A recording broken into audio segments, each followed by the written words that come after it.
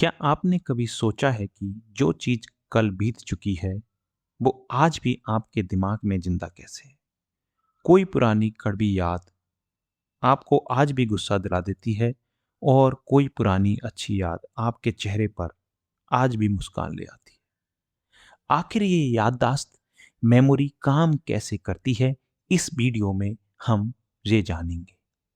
महर्षि पतंजलि और स्वामी विवेकानंद जी ने हजारों साल पहले दिमाग के इस सबसे बड़े रहस्य को डिकोड कर दिया था और पतंजलि योग सूत्र के 11वें सूत्र में ये सब बताया गया है। स्मृति वृत्ति के बारे में, मेमोरी के बारे में आज आप जानेंगे कि आपकी यादें आपको कैसे कंट्रोल कर रही है और एक योगी इनसे कैसे मुक्त होता है।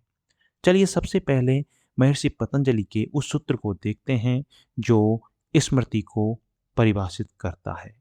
अगर हम सरल शब्दों में देखें तो ये सूत्र कहता है, पहले अनुभव किए गए विषयों या घटनाओं का चित्त मतलब मन से गायब न होना, बल्कि हूबहू रूप में वापस प्रकट हो जाना ही मेमोरी है, स्मृति है।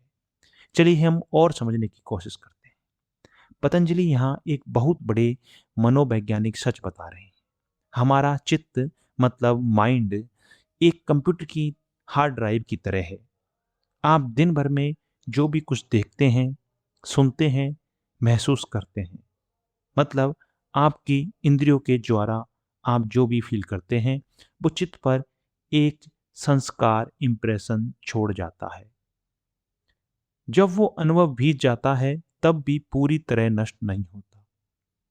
वो मन के अचेतन हिस्से मतलब सब कॉन्शियस माइंड में जाकर बैठ जाता है और जब भविष्य में वैसी ही कोई परिस्थिति सामने आती है तो वो पुराना अनुभव स्मृति बनकर सतह पर आ जाता है।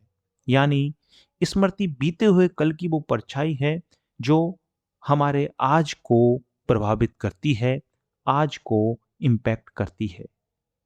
स्वामी विवेकानंद जी इसे और अच्छी तरह एक्सप्लेन करते हुए कहते हैं, स्वामी विवेकानंद जी ने राजयोग में इस सूत्र को समझाते हुए 3 बेहद ही क्रांतिकारी बातें कही है। नंबर 1 है, स्मृति का आधार है अनुभव। अगर आपका कोई एक्सपीरियंस नहीं है तो आपकी कोई मेमोरी भी नहीं होगी। स्वामी जी कहते हैं कि मन कोई भी नई चीज खुद पैदा नहीं कर सकता जो स्मृति में आ जाए। स्मृति केवल उसी चीज की हो सकती है जिसका आपने पहले अनुभव किया हो।